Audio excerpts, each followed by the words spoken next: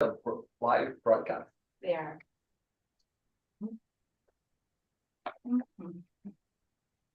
Sometimes people watch them. They do. So our With the words are media. immortalized forever. Sure, it's only my mom. Okay. So no swearing. I mean, you can, but Victoria's gonna have to hear about it, so. Decorum. Guys, can we,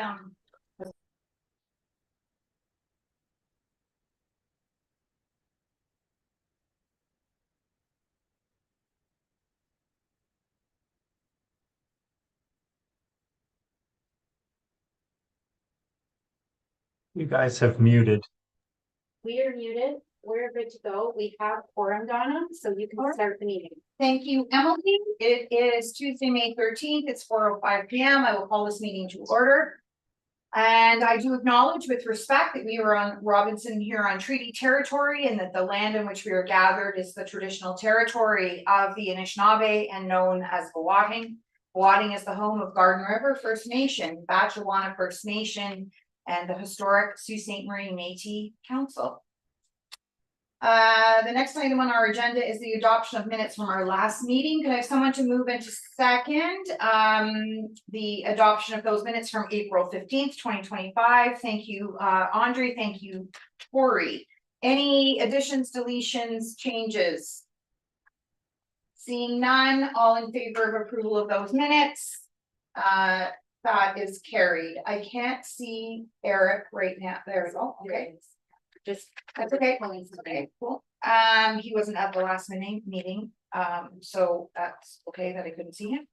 Anyone with declarations of pecuniary interest today? Seeing none, we'll move on to adoption of today's agenda. I need someone to move into second, our agenda for today. Looking for, thank you, Tori, thank you, Mark. Any additions or changes, deletions to today's agenda?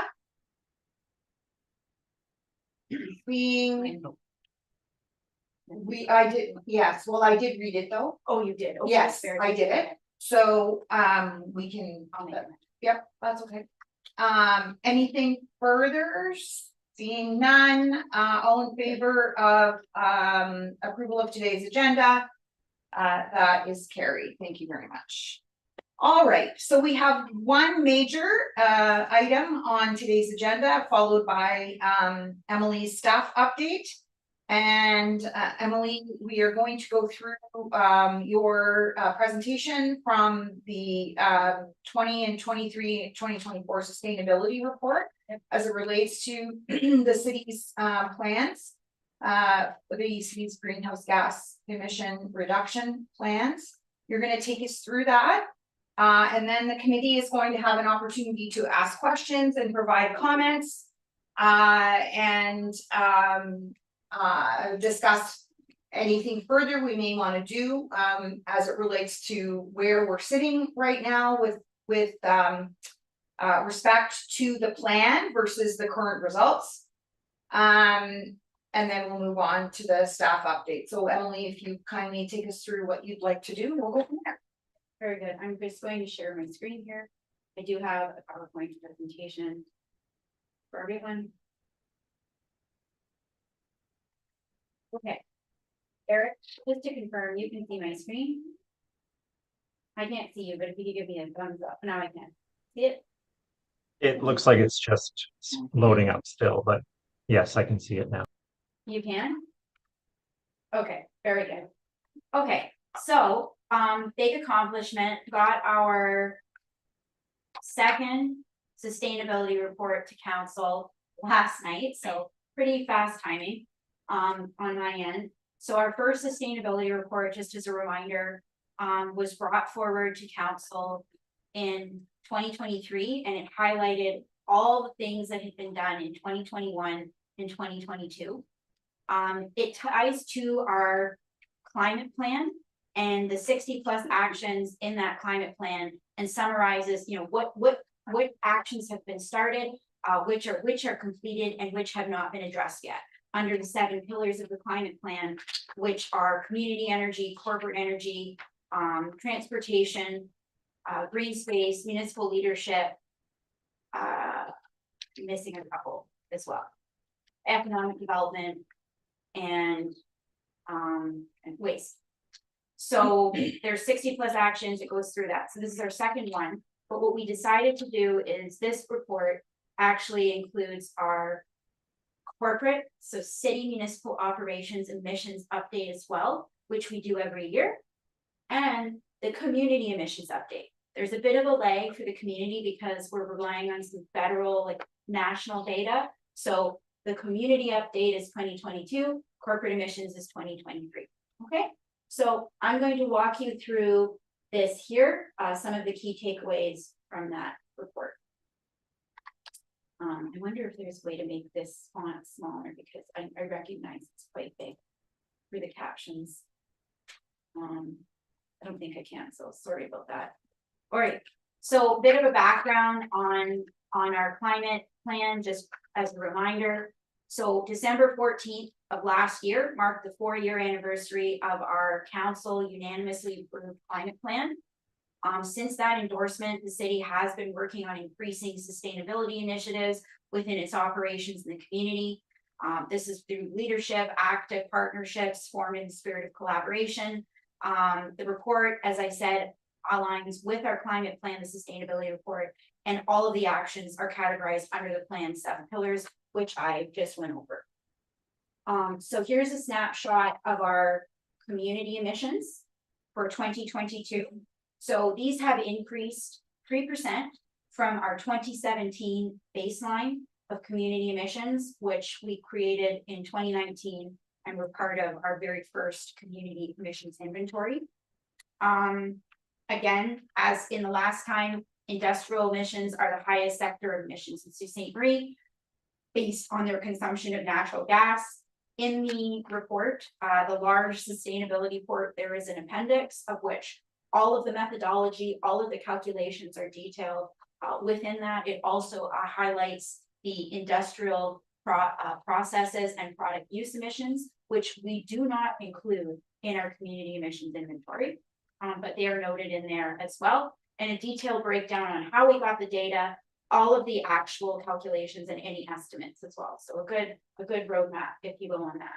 Following our population projections, if no action is taken, these are projected to increase by 14% by 2037 if no serious action is taken.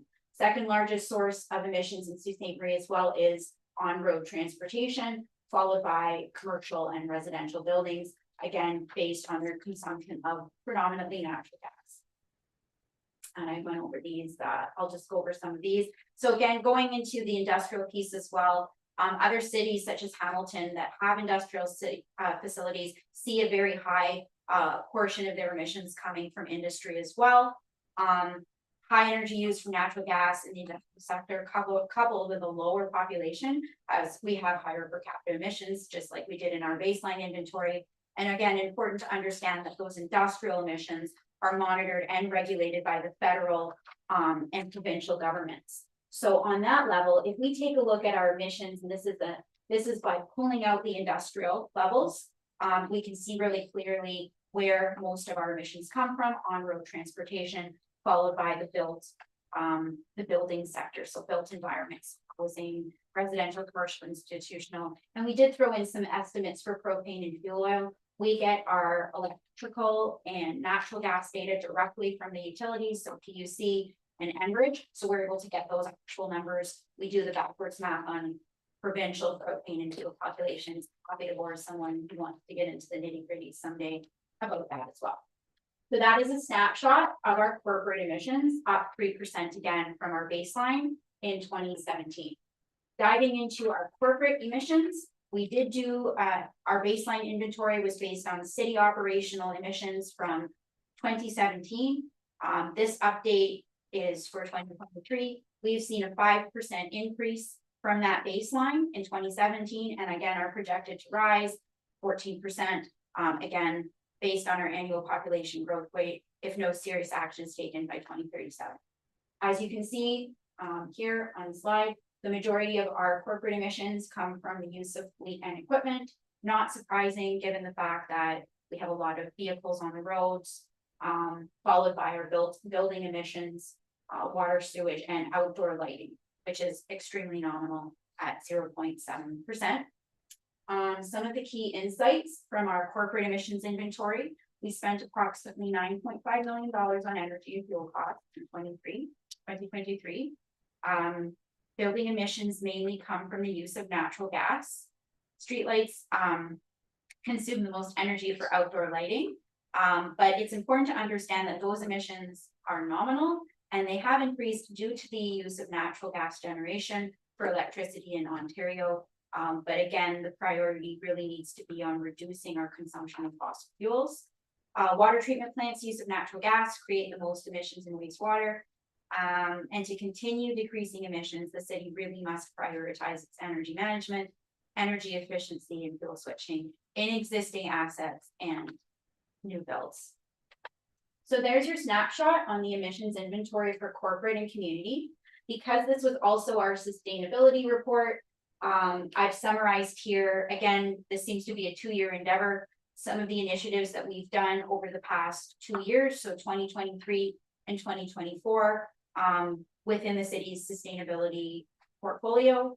Couple of highlights here. In 2023, Charge It, the city's community charging infrastructure plan, was approved by council. We approved our community efficiency financing feasibility study. Over 100,000 was allocated towards 19 green fund projects, so that's for both years.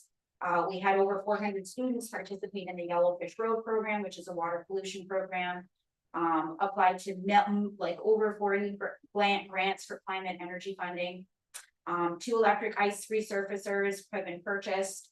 We've delivered workshops. The Boulevard Garden bylaw came into effect. We launched the battery electric bus study. We've partnered with different community organizations, notably the Kensington Conservancy, Conservation Authority, and even Chippewa County for the City Nature Challenge, and engaged many people through collaborations for partners and different events, such as the EV Showcase, Biked Work Week, World Water Day, the Youth Climate Summit, and the City Nature Challenge. So lots of things on the go. Some of these events becoming regular occurrences. Got pictures from the EV Showcase, Yellowfish Road, and some community cleanup from Uncle and Power and students that schools who were provided with a composter for their class. So a couple of highlights on what do we have on the books for 2025 city sustainability priorities. The corporate EV charger project that is complete. We have 5 electric vehicle chargers for city fleet now, 2 installed at City Hall, 1 at Transit and 2 at Public Works, currently not being used, except the one at Transit because we do have 1 electric vehicle there. We are working on doing a study to assess the costing for getting all of our light duty vehicle areas within the city to have electric vehicle chargers. Working on a solar project at the Transit Depot building, John Road's roof replacement. This will accommodate retrofits, including HVAC, and will also be accommodating solar in the future. The RFP for the CEF Community Efficiency Financing Project program designed to develop a homegrown retrofit program in Sault Ste. Marie went out today. Heads up, Mark, that just went out. And our sustainability report, corporate inventory, and community inventory update are complete. Our energy conservation and demand management plan for the province is delayed, but we will be getting that out by July 1st. And continuing on with 2025 sustainability priorities, the super excited to say that the deep energy retrofit audit that is complete. I'll be going to council with that in June. Active transportation master plan. I'll be talking a little bit about that later in my staff update. That is now available for public comment. We are wrapping up a battery electric bus study that will be going to council in the coming couple of months with a roadmap for electrification for that. We partnered with Clean North and Sioux Climate Hub for World Water Day. We did the City Nature Challenge again, and Bike to Work Week kicks off May 31st. The city's recreation department is taking that over, but it's nice to see that that's continuing to encourage folks to get out and use their bikes around town. And 2 projects that I'm really proud about, and we all know these at the committee, but as a reminder, they're still ongoing. One is the Building to Net Zero project. This is really important. Sault Ste. Marie is one of 40 communities across Canada that are working with ICLEI, local governments for sustainability, to develop business case in adopting building energy performance standards or a green development standard, which will help new builds be built better. So this is an action in our climate plan. It was brought forward in the community charging infrastructure plan. Really hoping to see this come to fruition, hopefully by the end of the year. The Ecological Corridor Project, this is also an exciting initiative. The city is working with Garden River First Nation, the Algoma Highlands Conservancy, with Ontario Nature to identify areas within the area between the St. Mary's River and southern part of the Mississauga, areas that could be potentially identified for conservation, for biodiversity. And we actually have our meeting tomorrow with Ontario Nature and multiple stakeholders from the environmental community in Sault Ste. Marie to delineate some areas that will be prioritized. So lots of exciting initiatives on the go. That is a very high level snapshot. Happy to answer any questions that anyone has about the report. And then, as Donna said, turn this over for discussion as a committee. Maybe I'll just highlight, if I may, one of the responsibilities of this committee is in our terms of reference, which we don't have with us here. I should have put a slide in as a reminder, is to provide recommendations to council regarding prioritization of emission reduction and sustainability initiatives. So I'll stop sharing my screen so we can see Eric again. And yeah, any questions about the sustainability report? I know it's robust. Tori? First of all, I guess, thank you for your leadership on this. You're doing an awesome job, and it's really cool to see it all up there. I guess I did not catch up on council last night, so I'm wondering if you could give a really brief summary of sort of, I guess, your recommendations in the covering report to this. Did you do a presentation?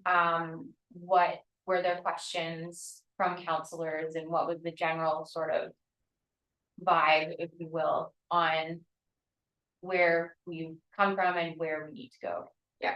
Just gonna pull up the council report here on my phone because I don't have it. It was an informational council report, Tori.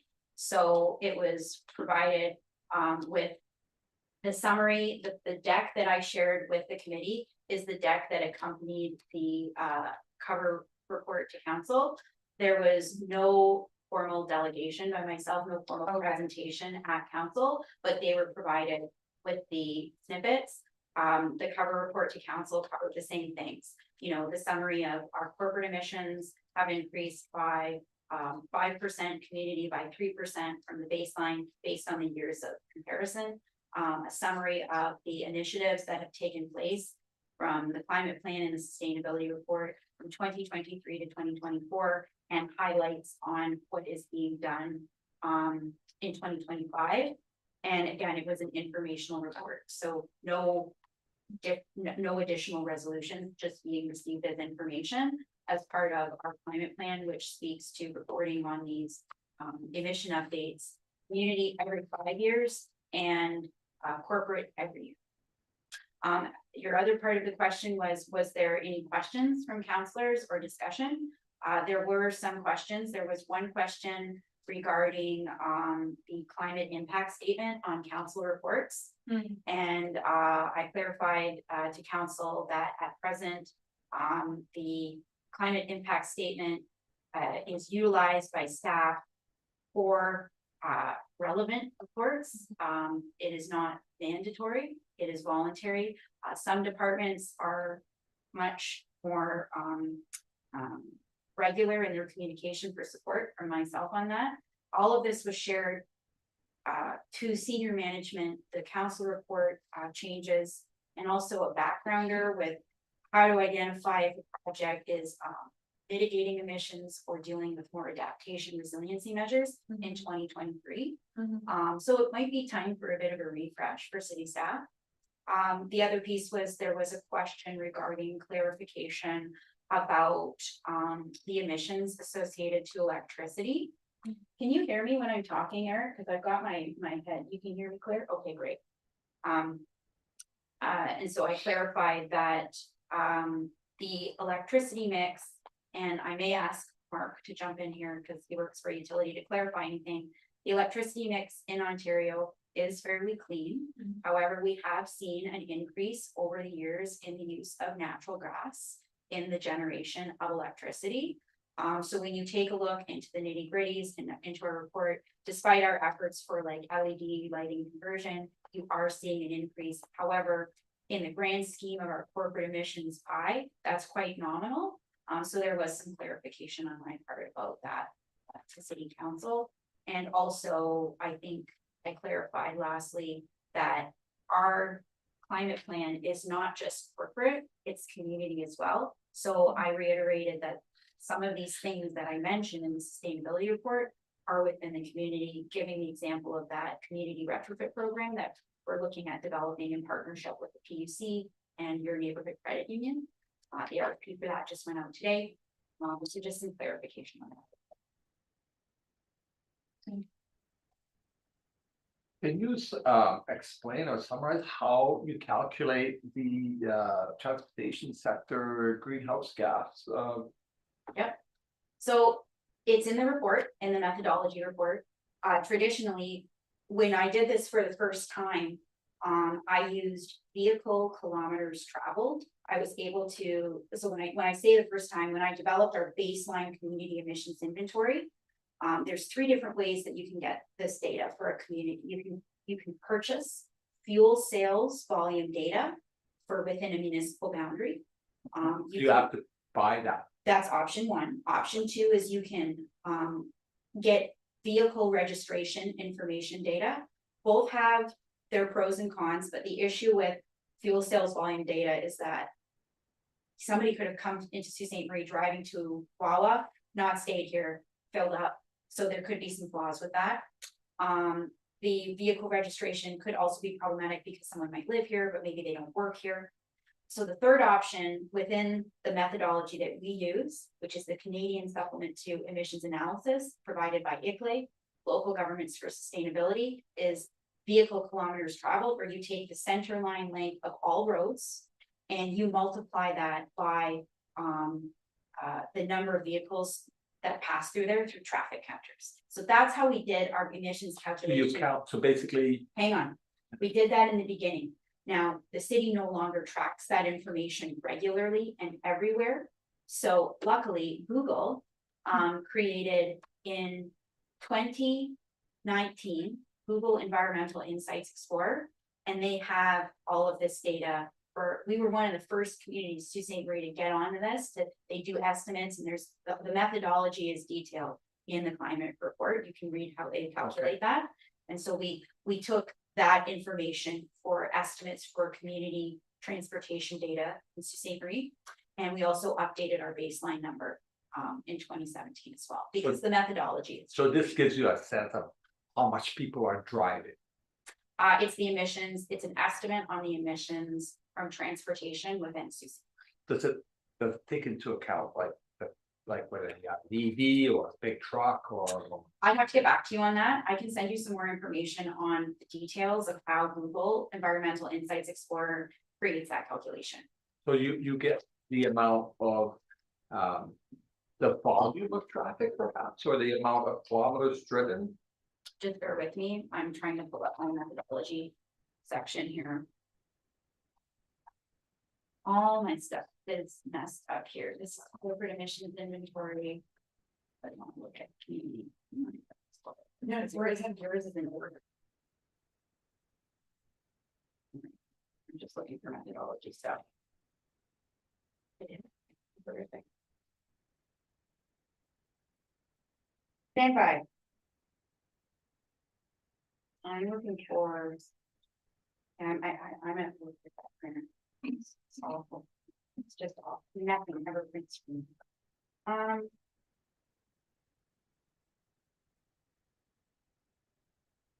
What are you looking for? I'm looking for the emission. I have a summary statement about how we calculated the transportation. And found it. Inventory. Rail transportation.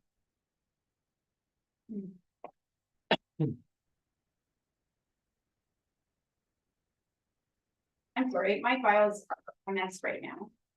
But I can send you that in an email to explain how they. Well, I'm just more curious about. Like, if you're looking at trends in the transportation sector for the community. With regard to the amount of driving we do. Okay, so,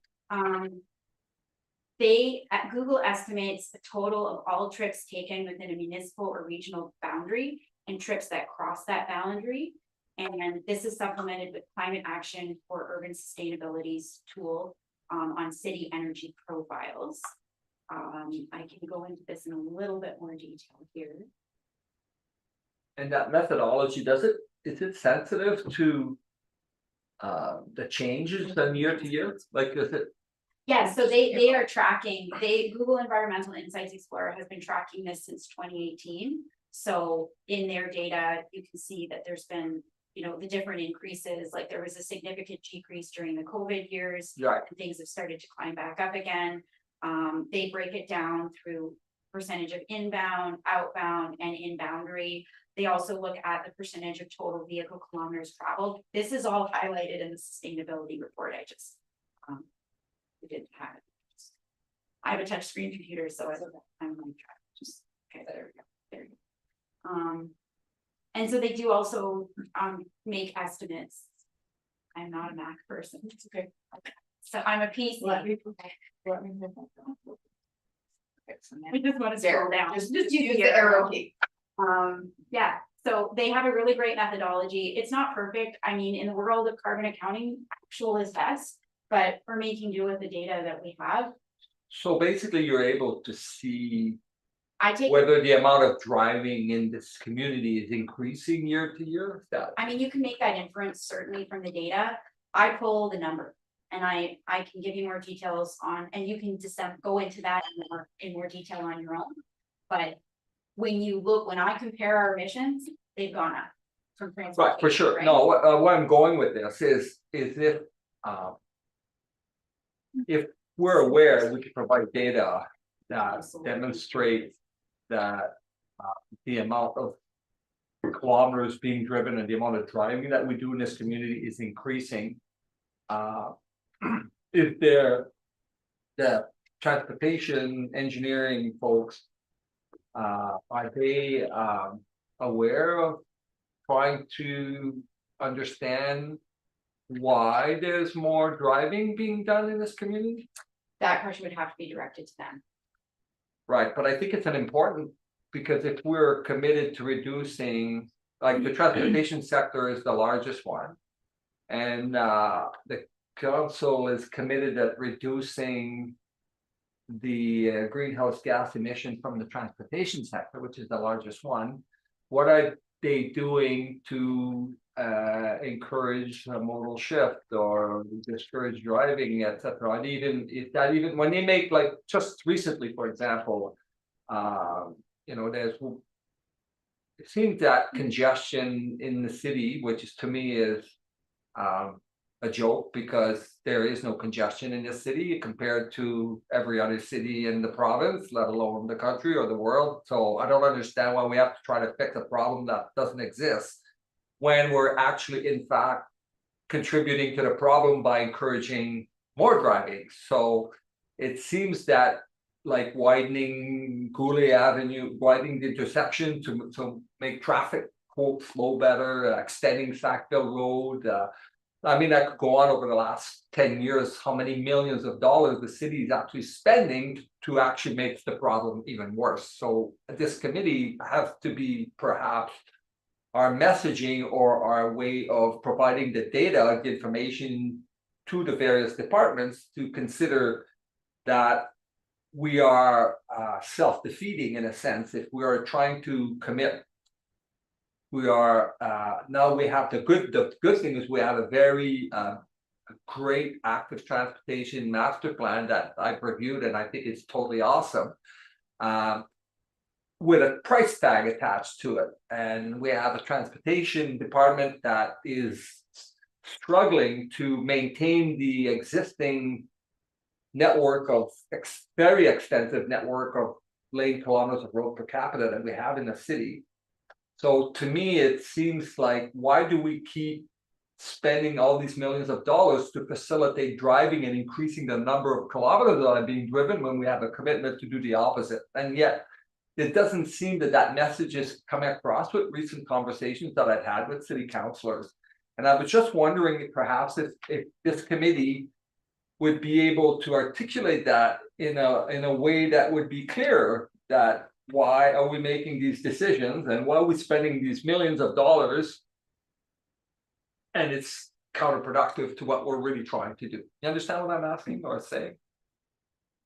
More or less. Yeah, I think it's a good start to the conversation goals that we want to have today, and I've made a note of it as something to consider as a committee.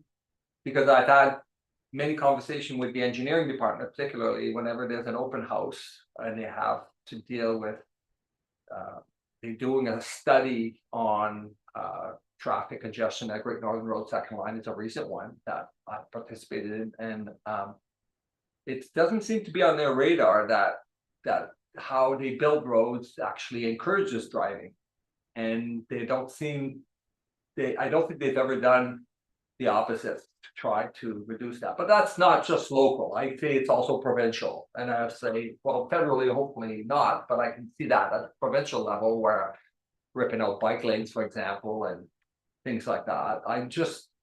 I think that the science is very clear, and we are hopefully science-driven and data-driven group. And our job is to do take the data and information and put it in a format that's pretty clear. And saying, because that's my thing, when I watched the council last time, there's a huge disconnect.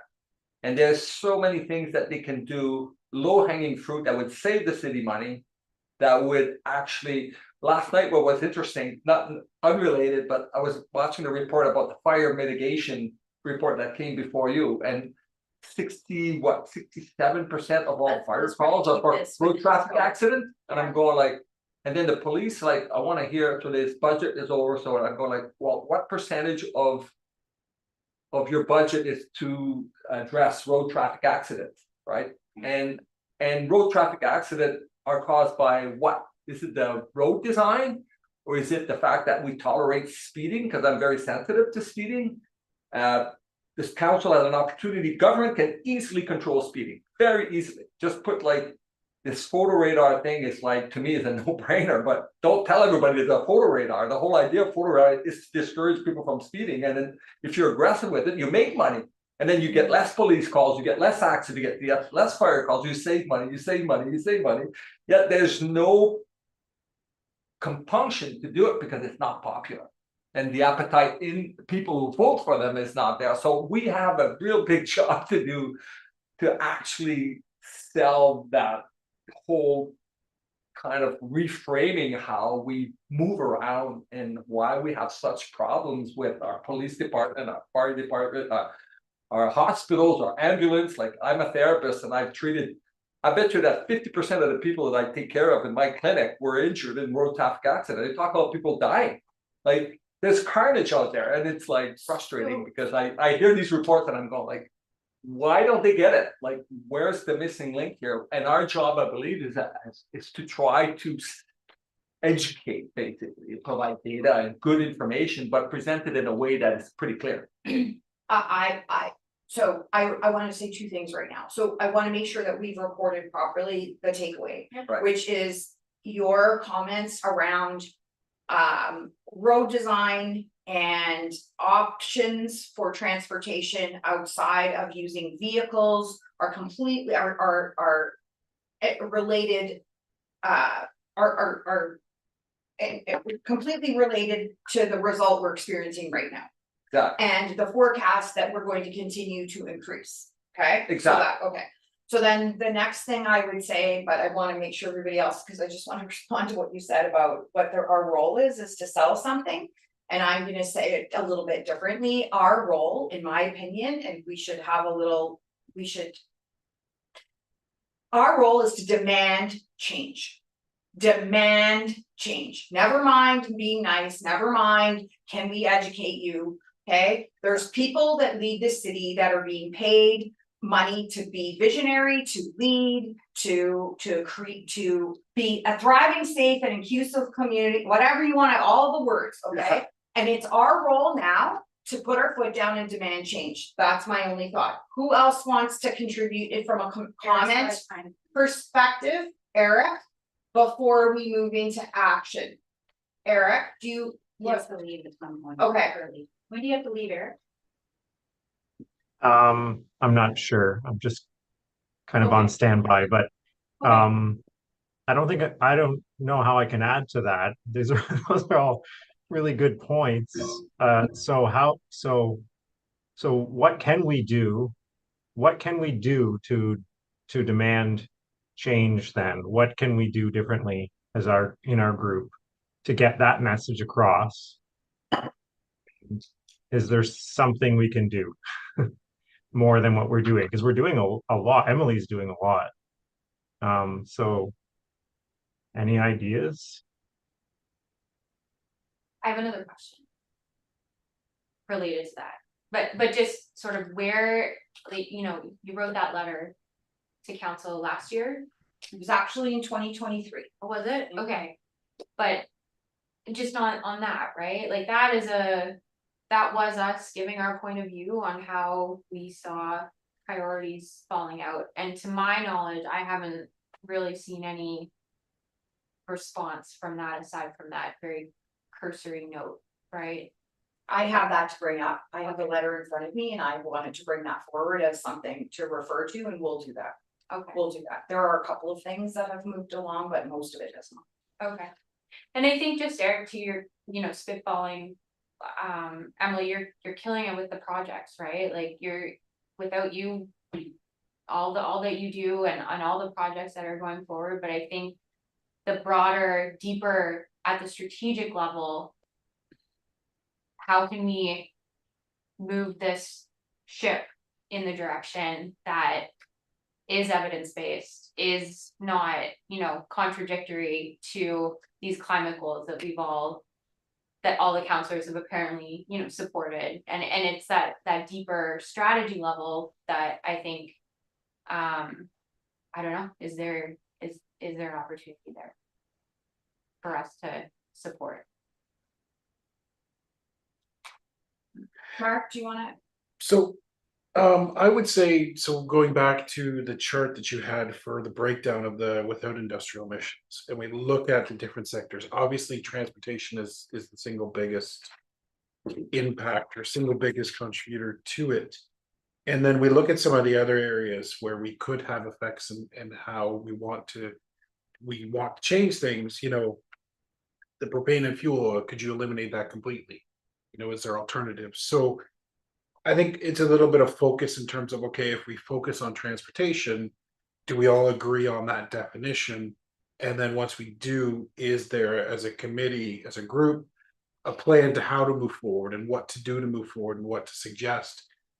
Go to city council and start, you know, bringing forth some of those resolutions, bringing forth some of those ideas to say, you know, to stand up and make them answer some of these questions or say yes or no to, you know, if we have suggestions or ideas and we bring it to council and they say yes or no, then I think that's a clear indication of which direction they want to go and to be held accountable for those things. So, you know, instead of maybe everyone focusing on something a little different, do we start to streamline a bit? Because I think everybody is well aware this is not a full-time job for us, for Emily maybe, but it's not a full-time job for us. So if we're scrambling with everyone doing something a little bit differently as a part-time side of the desk type of thing, are we not getting anywhere and we're not focused enough? So that's, I guess my suggestion is do we need to say focus a little bit more on,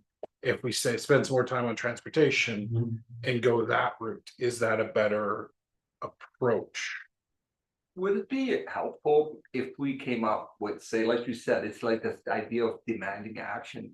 If we came up with a list of quote action items, right?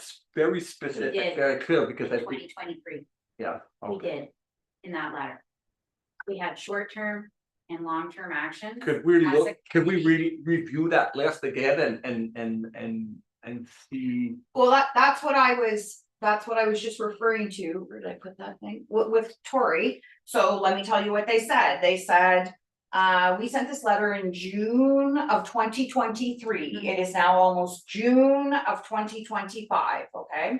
And we had Okay. 3 short-term priorities, make climate change action the top priority in the city strategic plan update, okay? I would, you can have your own opinion on that. I personally don't see it as a top priority. It is mentioned. It is embedded in the infrastructure. It's embedded in the infrastructure pillar. I would have personally preferred to see it as its own pillar. But there's that, the sustainability audit, that's what Emily just did, which is happening now, going to happen now on an annual basis. City staff to have their climate impact statement on council reports reviewed by the sustainability coordinator. I don't think that there are climate impact statements, or there's a climate impact section on reports, but it is not necessarily being reviewed by you. Is that what I'm understanding? That you said based on Councillor, was it Correct. Caputo's comments? So at present, the climate impact statement is noted as required, like if it's relevant to Mhm. complete it. Mhm. But in the process for a council report to be approved, like there's different personnel of the city that have to go through it for checks and balances. And this, I'm not there, but that could be a part of it, I guess, to make it required, to make it mandatory. Some departments are very good at it, like community development and enterprise services, lots of capital projects on their books. They're pretty good at it. And other departments here and there. But it is at the discretion of the author of the report. Right, so for example, it's my understanding that there was a report about election signage that was on the last council agenda, if I'm not mistaken, right? And there was the statement that was made in that report, from my understanding and what I'm recalling, is that that signage does not have any impact on climate change or climate, right? And I don't know how one could make a statement like that. Because we all know that the production of signs has an effect, especially ones that are plastic. But there's ramifications there, so, I'm not being critical of the decision that was made, I'm just saying that that's an example of where perhaps the commentary that was made on the environmental impact of signage was perhaps not as informed as it could have been. Would it have changed the decision that was made? I don't know, but is that the kind of thing we're talking about right now? Okay. That's just an example, but are we really assessing the true impact of, is the staff really assessing with your support and your analysis and help, the true impact on climate change and environmental sustainability of recommendations and decisions that are being made? Some, not all. Okay, What would have been fun, maybe, and Claire, if like Emily, we have a commitment, right? So your child comes home with his report card at the end of the year. It's like, how would you grade the city based on the last year's performance? A, B, C, D, F. Like, what would you give the score to how we're doing addressing our objectives? We're going backwards. Like, to me, we're F. Like, we are going backwards, and I think we should be clear about that. We are going in the wrong direction. And if we continue in that direction, why are we're failing? So we need to do something. And we're not doing enough because we're still failing. We have data to prove that. So I think we have to be clear that we are not doing well and we need to do something. Otherwise, we're gonna keep not doing well. before we continue, can I just read you the long-term priorities? So there were the 3 short-term that I read, and here's the 3 long-term. Establish a corporate environmental social governance policy, develop a green development standard, and then the corporate sustainable roads approach and/or strategy. Those were the 6 things that we put in that letter. Those are, a couple of things have happened, but we have not received any type of formal communication in terms of the plans around that. around any of those things. I know that there was some commentary about Green development the standard. green building plan, or you Under the mentioned building about the plan. net zero project, so, is that? Was that did we luck out there, or was that intentional, or whatever, it's happening, so that's good. Those are the things we said. I know you mentioned something about the energy conservation and energy conservation and demand management plan that we're required to report back to the province in terms of what we intend to do to reduce consumption. So. That's like that is a regulatory thing, Right, yeah, but it's still, it ties in. it ties in, I mean, you still have to say you're gonna do something, and then the goal would be that you actually do it, right? It's not, right, it's, Goes without saying. yeah. So, does anyone else have comments in general before we talk about what action as a group we would like to take? Can you remind me how that letter went to council? Was it just submitted quietly? No. Was there a presentation? There was no presentation, it was sent, it was sent to the CAO. CAO's office to distribute Right, to. the mayor and council, yes. The letter was written to the mayor, council, and city senior management, Okay. okay? And we received a response back in September of 2023, if my memory serves me correctly. Excuse me, from the CAO saying, thank you for your letter. And we'll be working with these ideas as we go into our 2024 budget. And then we did not hear anything formally with regards to any actions that were or were not being taken on these ideas. We know some things have happened because we know that there is a sustainability audit happening, we know these things because we've seen them, but there's no, we like your ideas, we don't like your ideas, we're going to do them or whatever. And one thing I'll add right now, because this is one thing I noticed, and I'll ask a question to Emily.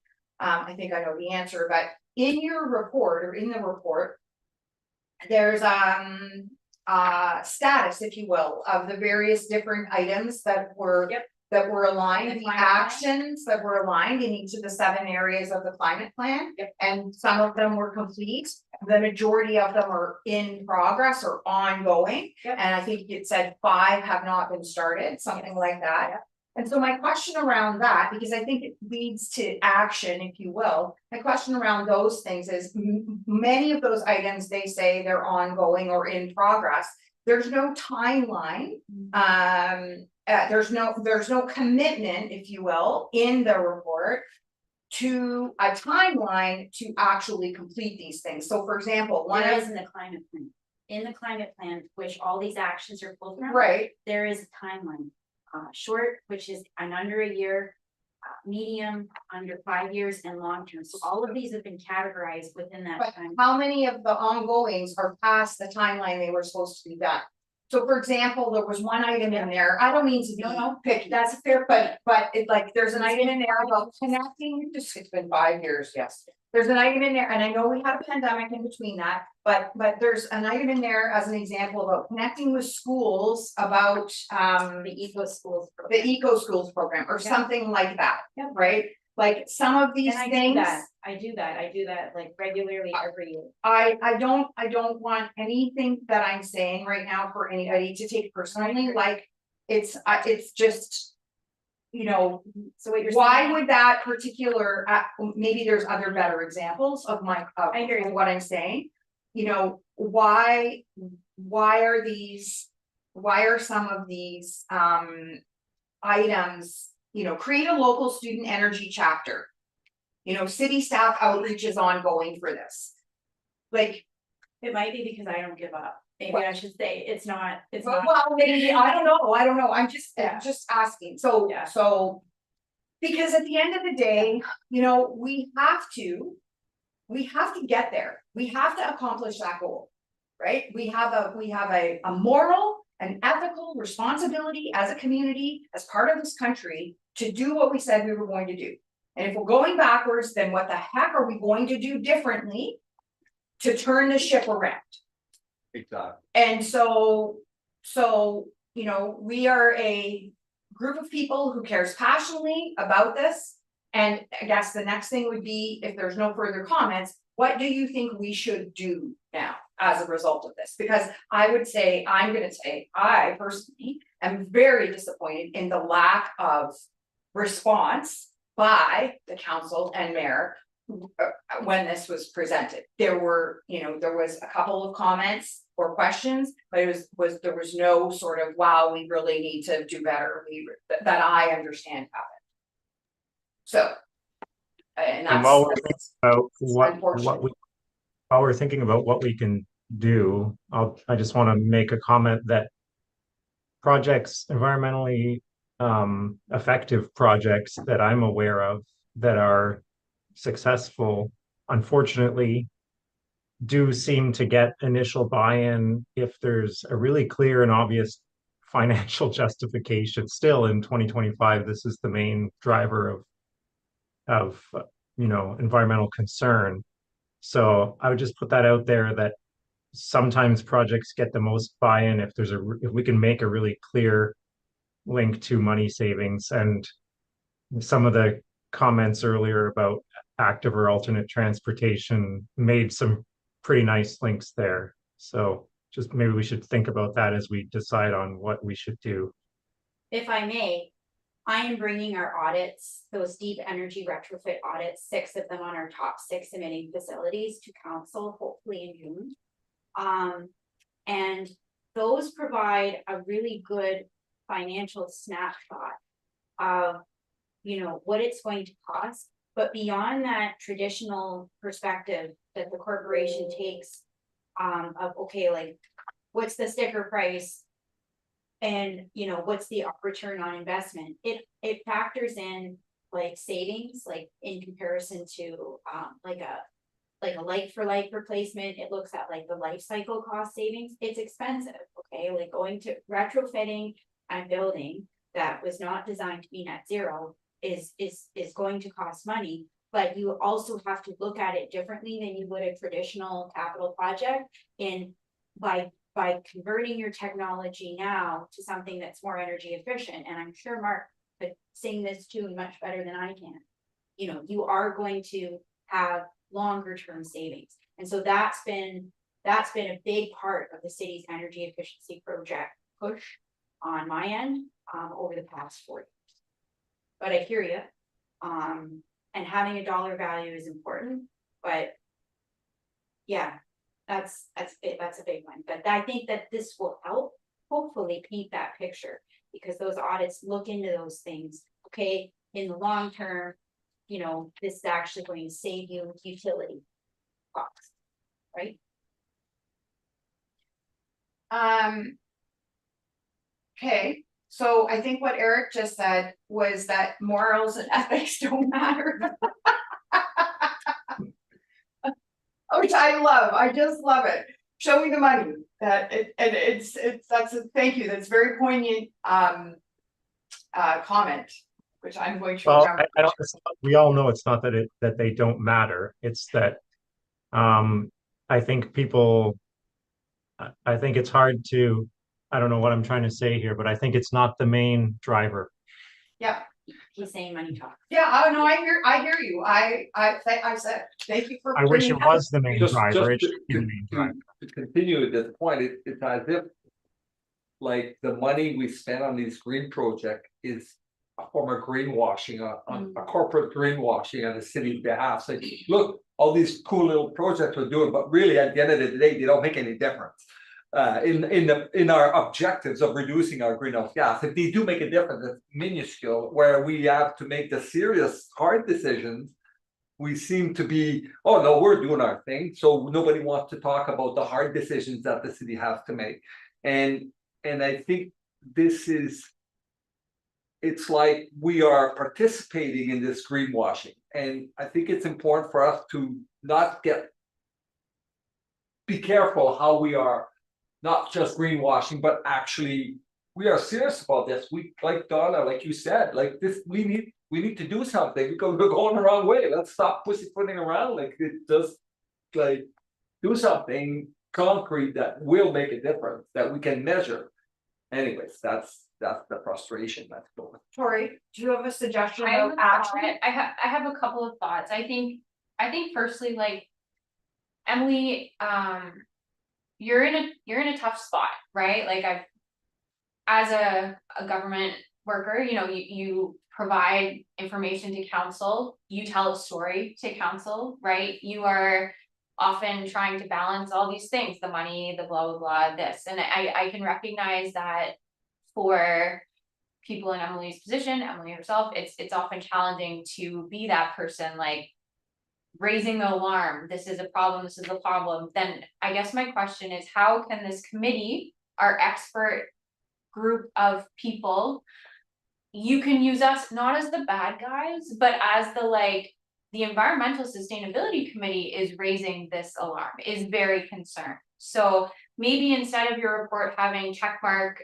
in progress or X, you have like green light, yeah, this is moving forward, it's in progress, it's good, yellow light, we have threats here, red light, bad, like just and how can the committee help you in saying that news if you know your limits as a city bureaucrat does not allow you to come out and say certain things, if that makes sense. Secondly, I think the nature of city council, it's weird, like we want to, why can't, you know, I know why we can't talk to these people, but like we can't get in a room with these people because that would be a council meeting. So, you know, when I worked at the city, we often talked about how could we do like a planning education primer for council, because yeah, they a lot of people come from different backgrounds, they have no idea, they probably never read the climate plan, they, you know, and so it's like, how do you crack that nut of going to council, talking, putting faces, saying, hey guys, like, let's back to the education piece. I know that we're talking about actions, but like, we need to get face to face with the people that are making the decision so that they can see for themselves how this impacts their lives. And yeah, Taking a step back, like, I don't know, was it 23 where we brought in,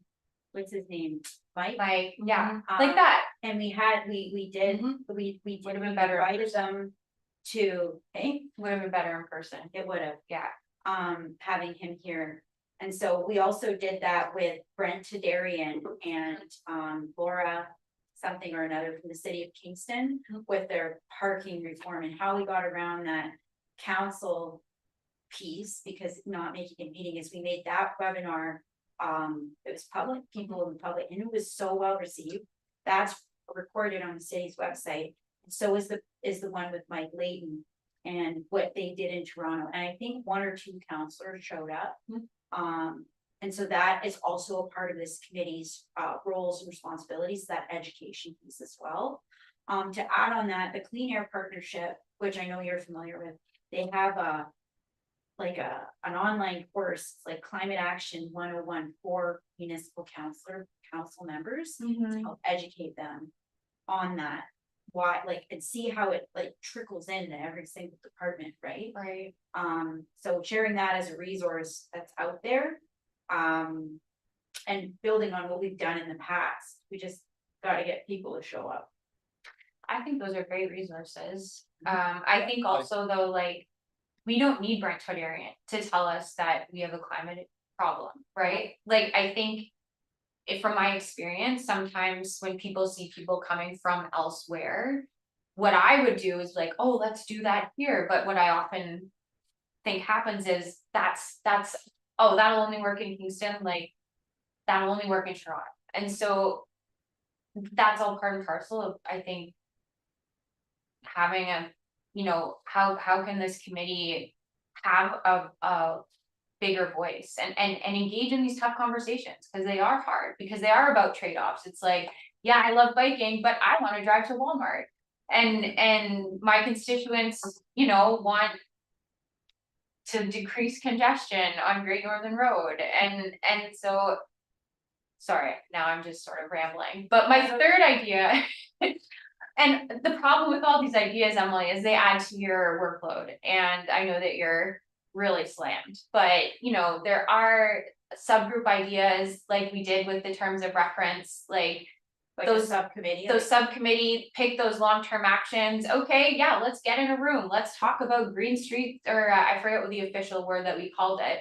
How do you actually start to draw something out of what that could look like in Sault Ste. Marie? And is it, you know, we have people that have great ideas about what that could look like, and I think it's just a matter as if would city staff be able to come to the table and Yeah, a working group needs to have more city staff than committee members. So I Mhm. think the minimum is 3 city staffers and 2 committee members. And so if you wanted to take that, the long-term one for active transportation, I think it was this one here. Develop a corporate sustainable roads approach and strategy. If you wanted to say create a working group as a committee, then you would bring in likely someone from planning, engineering, myself, and 2 committee members to try to hash out like how can we move the needle on that. So you're saying we should have some, Well, we could in our committee, we should have somebody from planning, say, or from engineering or. not on this committee, we create like a working group, a subcommittee. Right. Just to follow up on what you said about Brentodarian or bring in somebody from outside, basically looking in and also how that is received both by staff and by the council. I have, again, picking the right person for the right topic is the time and thing, and I think there's one topic I've been trying to get this Peter Tornado is Urban 3. Are you familiar with those guys? no. Urban 3 is what they do, they go to cities. And whenever there's a development of any kind, they do a graph, a 3D graph that shows the costs of providing the service of, let's say you want to develop a subdivision, right? You add a new street. They say, okay, you're gonna bring so much revenue from that, but it's gonna cost you this much. So they do this for so they map the city and they do this. And of course, what you see is that downtowns are always make money for cities and suburbs lose money for cities. So one of the things that Peter and I were talking about is, you know, when a developer comes to the table and wants to build a new subdivision, I think the average person, including council, looks at that. Oh, that's good because now we have more revenue from taxes, right? And but what they don't do is they don't do the analysis. They actually know you're not actually going to be making money on this. You're actually going to lose money. So they do that. They can do case by case, and we were ready to bring them here. So they have 3 levels of presentation, and they have 3 different costs. But I think we could explore not just this particular one, but there's a lot of other people. What's his name we brought up here from Right.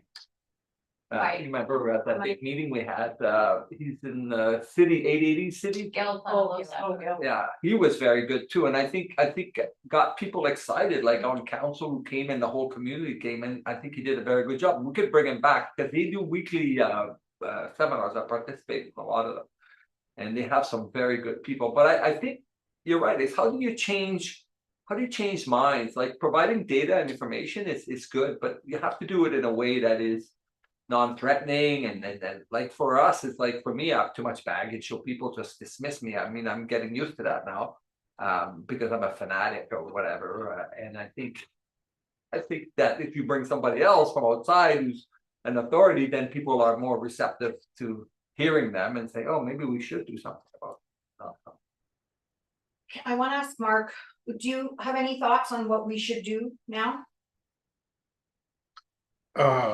Lots. I'm pretty sure you do. I would say I would go back to my original comments. It's more about, I guess, having a plan and focusing in on a few things and moving forward with that. Create the subcommittees, some task groups if we need to focus a little bit more, gather some ideas, have the time to talk and work through some of this stuff, and then bring it back to the committee as a report to say this is what we would like to submit this is what we'd like to go to council for suggestions, or, this is how we'd like to bring people in. In my opinion, I think that's a little bit more focused, instead of everyone kind of doing their own, or having their own priorities or areas. I think would be beneficial from that perspective. Yeah, I think like. As a doer, I do like that because like as opposed to, like, I think whatever it is that's decided by this committee to do. That would be a good complement to it, like as part of it, like, okay, like, reiterate where we're at with the emissions, what needs to be done, but go with a solution, you know? So what if you and I, as the chair and the vice chair, along with you, what if we, the three of us were to work on some type of a communication back and sculpt out these ideas, make a statement like, this is not okay. We could write it much better than that. But then, here's what we propose, suggest, demand, whatever words we want to use, in terms of how we get that arrow going the other direction. Yeah. And open up the dialogue like you're talking about, and whether that means working groups or subcommittees or whatever we want to call it, to work on specific tasks. We know that or other methodologies to open up the dialogue and see action that's going to turn the arrow around. We know that the active transportation plan which is a very key part of this, these efforts, because it creates an environment and it creates more options and opportunities for people to not use to reduce their impact, their climate impact by their transportation choices. But it also, now I've lost my train of thought, shoot. It also, one of the recommendations in the plan is to form a, for lack of a better word right now, I'm gonna call it a transportation committee, but we do not have a committee of council that is related to active transportation or whatever. And I forget the exact wording in the plan. We can all see it. It's all online there now. There's open houses in the beginning of June, but there's this recommendation that a formalized group is formed that would work as we do on environment to guide conversation and decisions around management of transportation in general, with a focus on expanding active opportunities. So, it's a big part of what could help a lot, but there's other things too that need to change behavior. So how, with the whatever I just mumbled out there, how does that sound as a direction that we take up to go forward? I think it sounds good, and I also think it sounds a bit better.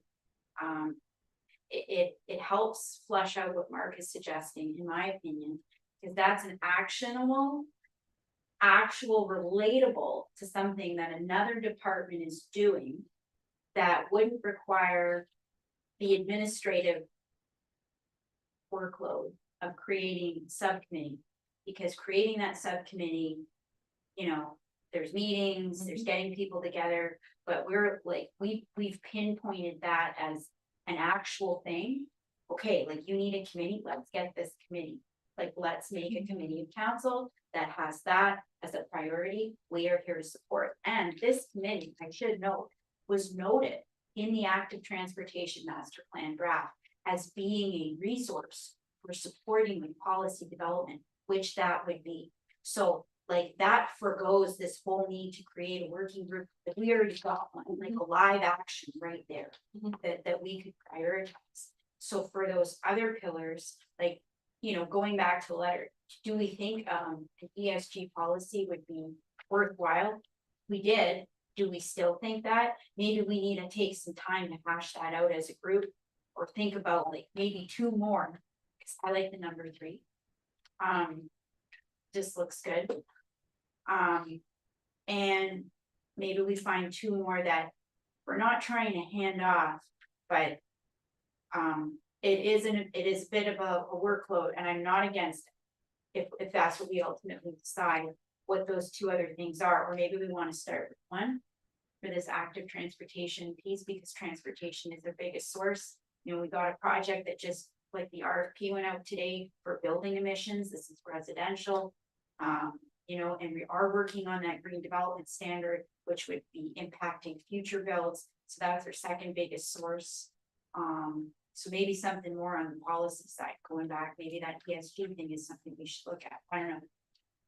So Can I does throw that, one other idea out before I have to leave? of course, Just a thought with the Green Initiatives Fund, can we be a bit more? I don't want to go changing that again because we spent a lot of time changing the terms and all of that, but can we think about maybe having a very directed call, like setting aside a part of that money and saying, we want to put a call out to the community for projects that address active transportation, and here's a chunk of money that we want to put aside for the best project that addresses, or I guess promotes, active transportation. an interesting idea, Eric. Yeah, I think it is, the green fund, it's small, you know, it's only $50,000. So something that's really big, may not necessarily be able to be fully funded, but it certainly could be supported, you know, in some degree by that. But yeah, that's definitely, I think, a push, like a very tangible, realistic, achievable thing that could be done. You know, you could be a promotion of the fund with a plug specifically due to our emissions. We're really, you know, encouraging projects, because we can't say no based on the way the fund is designed, right?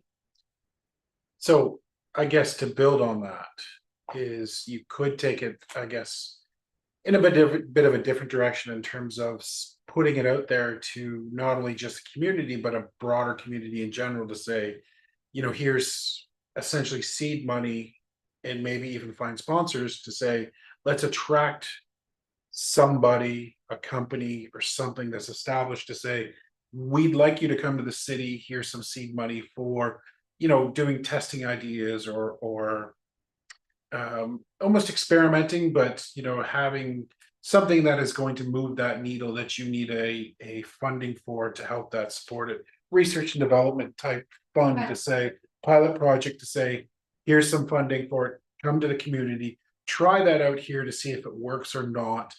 In terms of reducing, you know, we set targets or goals in terms of what we're trying to accomplish.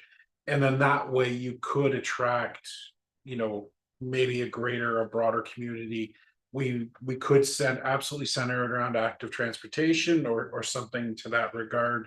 If that's kind of where we focus in terms of, you know, year one, you do that, you know, you focus there, and then you determine how well it's gone, and you could expand it to other avenues. So there's not just, you know, putting that money towards somebody in the community that's going to do something very specific or to your point, very small.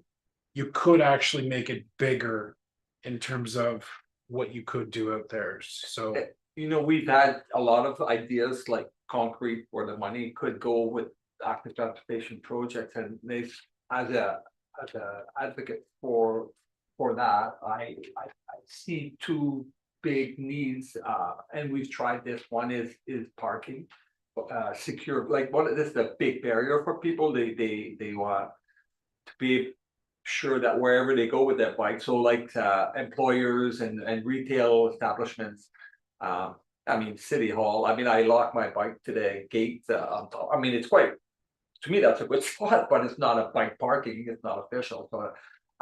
The other one is maintenance, winter maintenance, so like, to me, it's so obvious that it would has a huge positive impact with a minimal cost, because that was brought up, so how much it's gonna cost to keep Fort Creek open in the wintertime? I said, well, I could do it very cheaply, but I mean, I don't think it shouldn't be.